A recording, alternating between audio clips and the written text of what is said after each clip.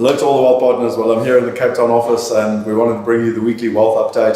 Just a couple of things. I am here with Gavin and obviously the team behind. Some of them are enjoying their lunch.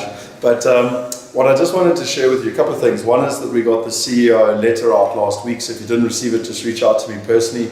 I know it's long, I know it's detailed, but I think it's very important in terms of where we're going that you understand from a transparency perspective where we are, where we're going, and how we're going to get there. And the letter is detailed to ensure that you've got that transparency and clarity and you can actually trust the process. The second thing that I think is exciting is that from a property perspective, you know, this marketplace is open for business, and we've really gone out to all the different relationships we've had over the many years, and we've actually been overwhelmed by the caliber and quality of both partners and projects coming in. And so it's really quite exciting in terms of how we're going to be onboarding them and making sure that they're ready for the marketplace launch.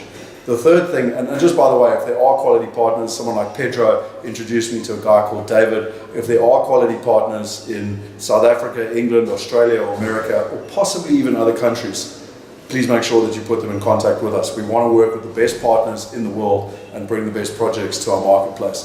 The third thing is that on the Seeders campaign, Ken continues to drive that we're making huge progress on it.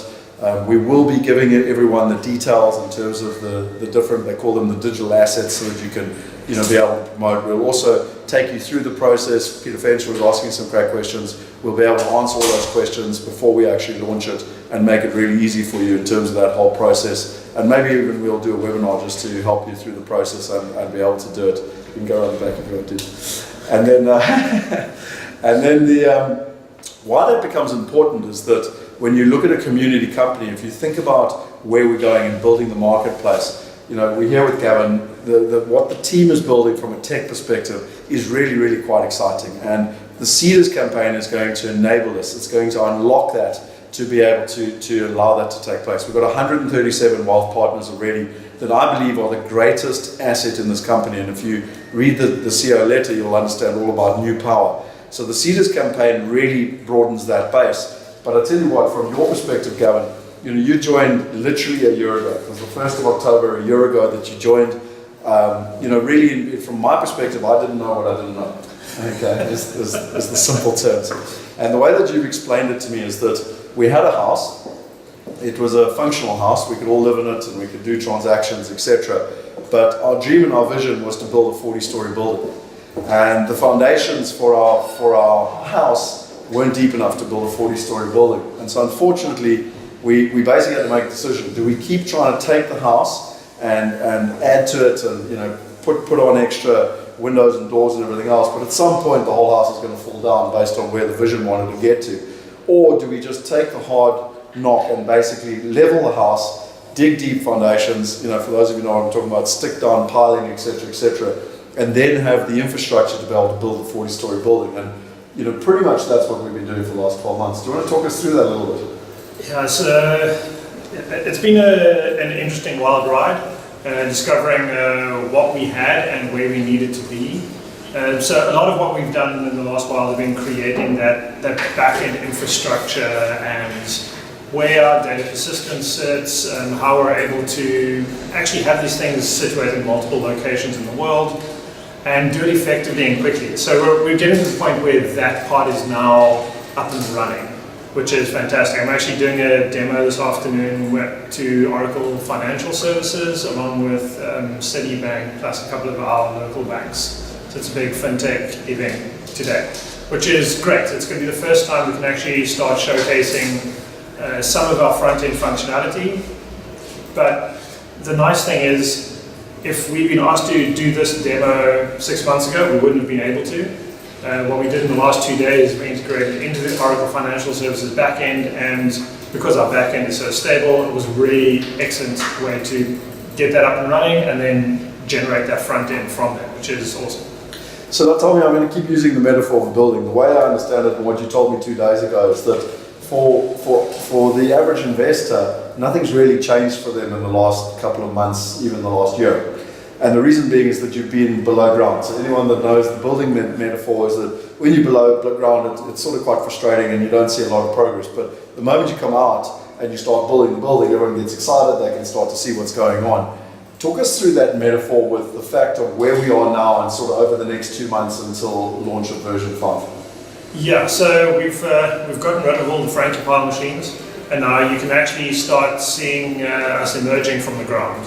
Like a lot of the shape of the building is there, a lot of where we wanted to go is there. We're now doing finishing touches, but it's the finishing touches that are important. So again, like what we're doing now is focusing heavily on our UX and our interactions and the customer experience. And that for us is quite a big thing, is that part. And it's the part that you want to spend a lot of time on, because it's critical. Like if something's difficult to use, people won't use it. Yeah, no, I think, there's a couple of things. I mean, if I come behind you, and I'm not going to try and explain this whole thing, but this is the whole design, and then this is the wish list, which is where I like to spend my time. And really talk us a little bit on what you said around the investor and the investor experience, because the way I understand the cut of what's coming out in version 5 is, does it enhance the investor process, and if it does, it gets the cut, or it stays in, and if it doesn't, it gets the cut. Yes. So essentially, we've been quite brutal in what we're putting in, and things that are core to our business and actually allow our investors to invest on our platform. If it blocks that, then we fix that, and that absolutely goes in. Things that are ancillary to that aren't blocking that investor from actually making a seamless investment, that moves into the next phase. And from here, in terms of next phase, like we're about to get to a state where I want to be, and that state is where we can make continuous changes that we release every 2 weeks. We don't have to wait another 9 months before we release something. Now, every 2 weeks is going to be continuous enhancements. Effectively from the end of November. Yeah, so probably not by the end of December, but in January we'll be doing every 2 weeks, we'll have new things coming out. It'll be great to start getting feedback on those items that are releasing after that. And I mean, to use the ongoing metaphor, the way I understand it in the past is that if we wanted to build a window, we built a window. If we want to build another window, we built another window. If we wanted to build a third window, we built a third window. Now what we've done is we've and it's known as waterfall development, but I'm not going to go into the details. No, that's waterfall. Oh yeah. What we're doing now is within the agile processes, we've built modular a window. So now we can plug and play windows all over the building. And if we suddenly decide that we need to put a latch on the window, well, we only put it on one modular window and it goes across the entire building. We don't have to go and update every window in the building, basically. So it makes it, coming back to why you said it can come out every 2 weeks with iterations, it makes it so much faster. And from a modular perspective, it's sort of the latest in terms of tech development and how we do it. And I think for me, it's a great metaphor of where we are and how much has changed in the last 12 months. So many of the wealth partners have been on this journey for a while.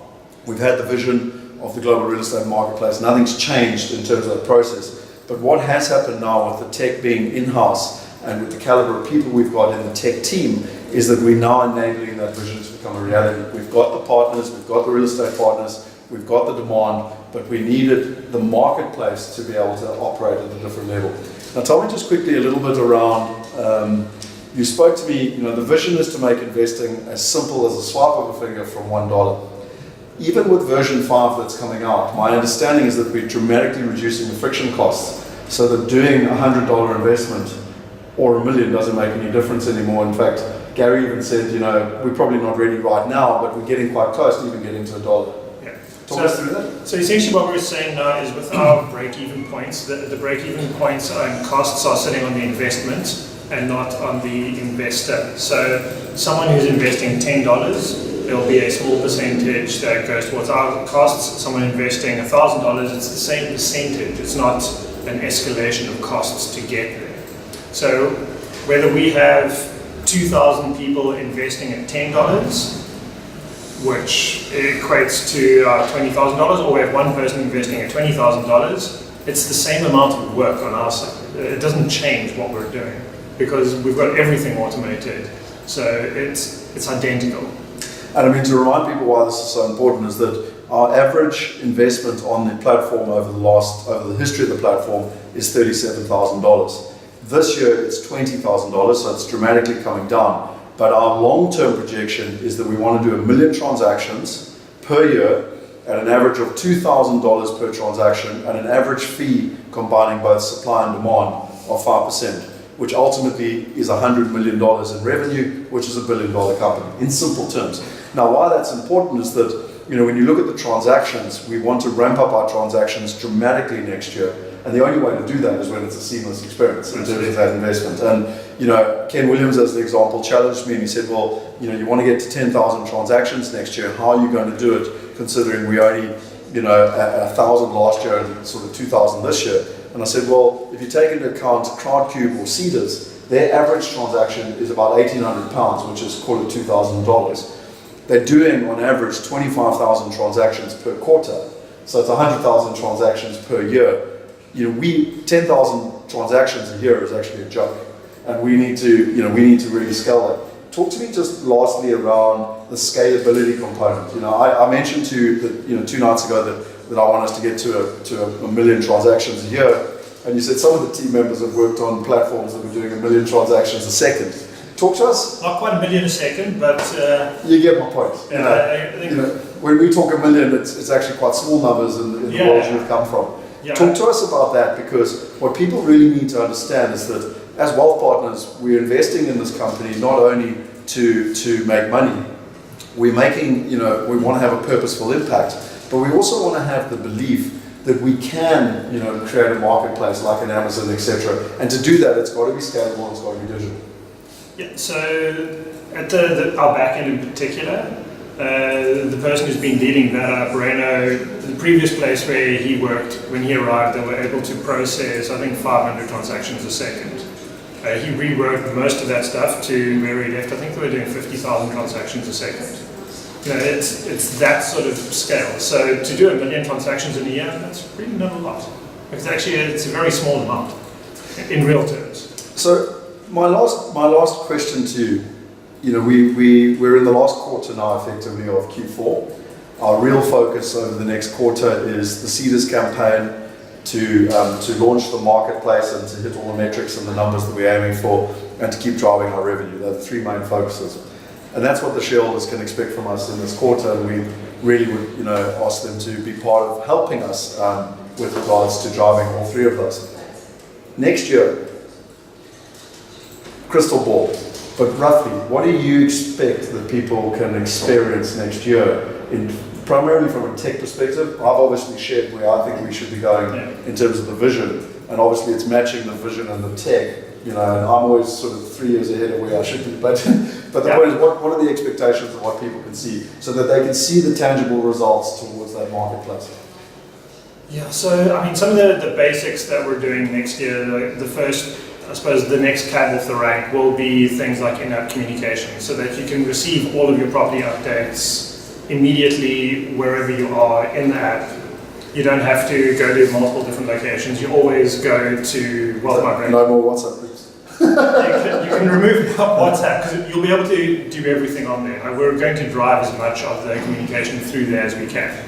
There's a lot of that piece that needs to be built to be effective, which is obviously an important piece. Outside of that, social proofing obviously is on our list.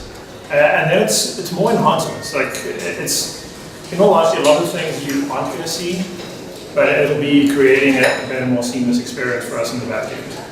And in terms of that sort of the CEO letter and stuff, it's taking that vision and being able to actually make it a reality in terms of that process. Yeah. So look, my closing comment to everyone is that we've all invested in this company, we've invested our time, we've invested our hard-earned money.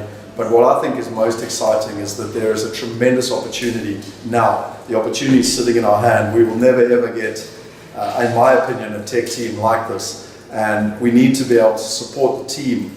And the Cedars campaign is really the way to be able to do that. And by the end of the year, we will launch version 5, and it will really set us up for a strong position for 2019. And so, that's my request to all of you. Gavin, thanks for everything that you and the team are doing. And I think the vision is closer now than it's ever been. So enjoy the last quarter. Cheers.